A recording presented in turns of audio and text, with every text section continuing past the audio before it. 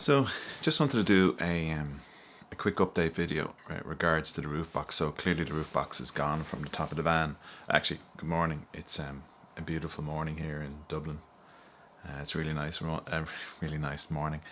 Vanessa's headed off. She's gone in to do the Dublin 10 mile in Phoenix Park.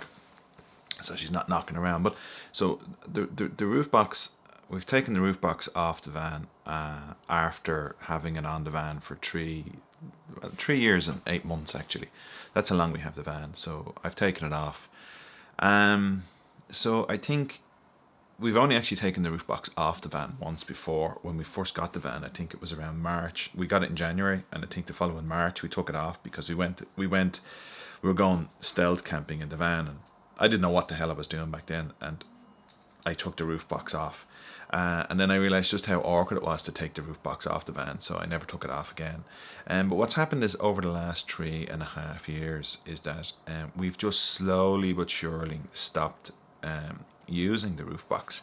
Now, it was super handy when we first got the van, I have to say. So like, we're going to keep it, and we've taken the rails off, and we're going to keep the roof box. We're not going to sell it or get rid of it because it just is so convenient to have.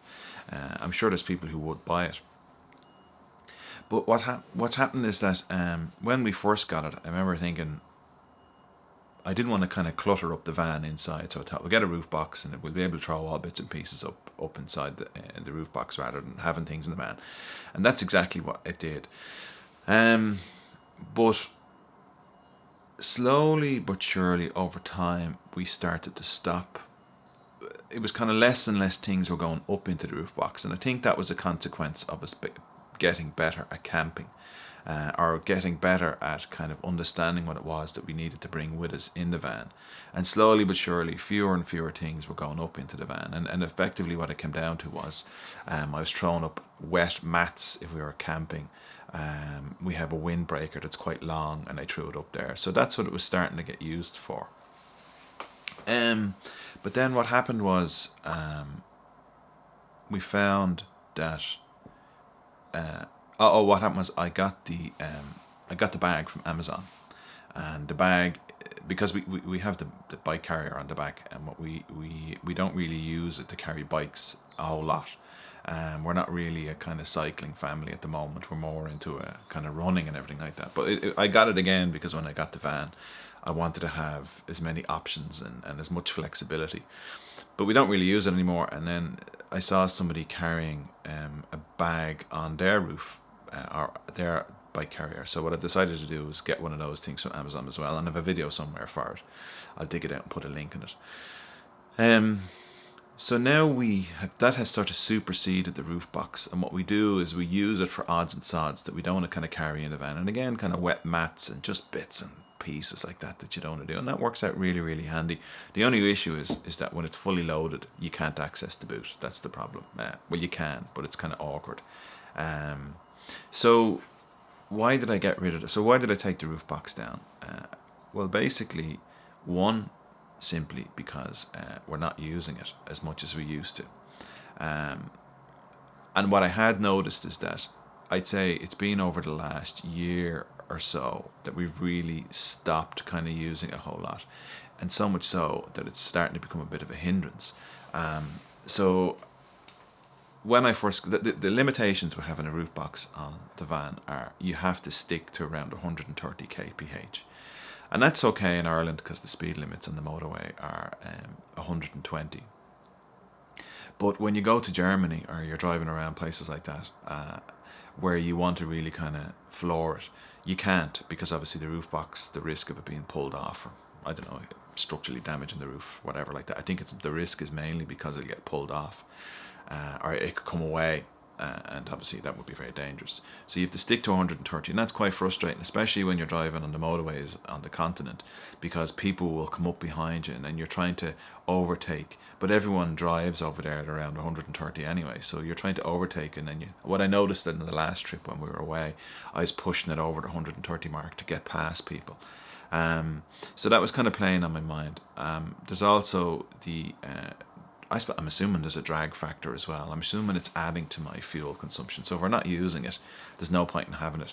You know, the fuel consumption with the van isn't great. It's expensive. Like, what do we get? We get 600 kilometers out of a full tank of 60 liters.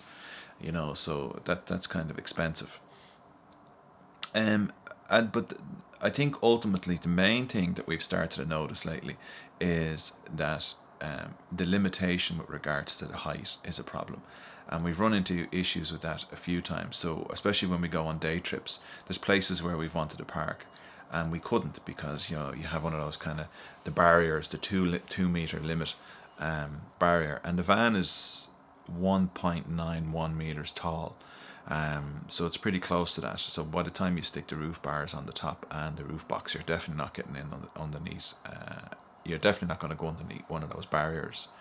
So we've run into that issue a few times. Now, in a way, sometimes that has suited us because you're forced to go somewhere else.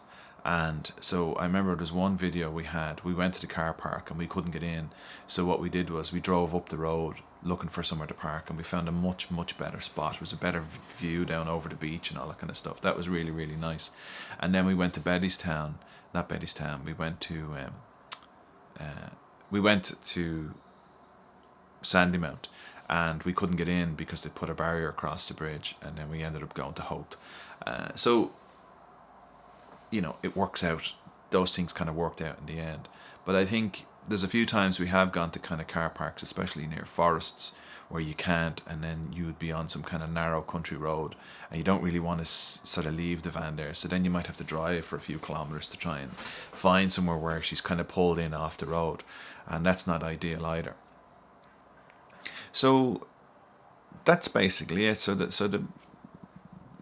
We sat in Vanessa last weekend. We took it off. It only took us about 10 minutes to take it off. It was super handy. I was expecting a lot more hassle, but you just use the Allen keys to undo the bolts that hold the bars on, and then you just take the roof box off as well.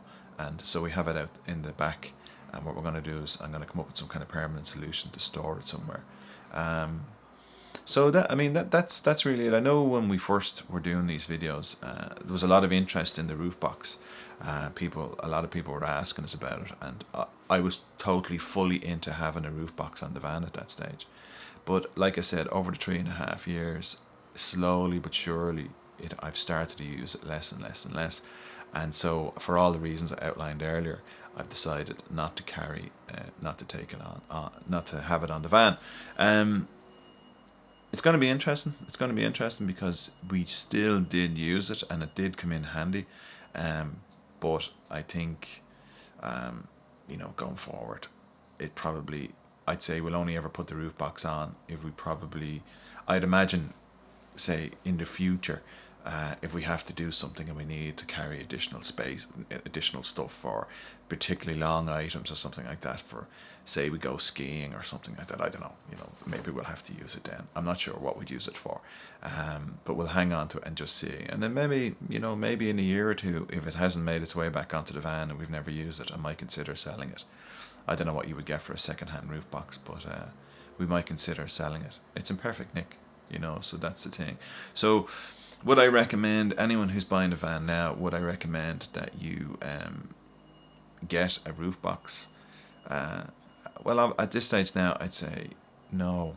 I'd say I wouldn't. I've kind of completely changed my mind, and I'd say I wouldn't bother.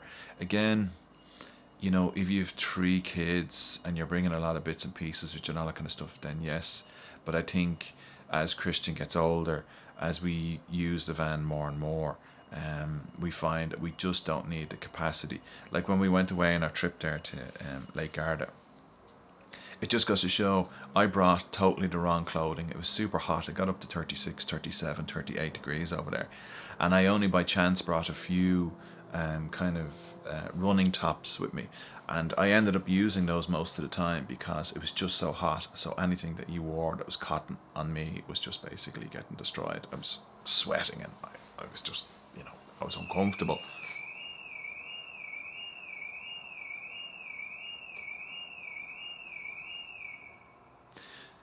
It was uncomfortable.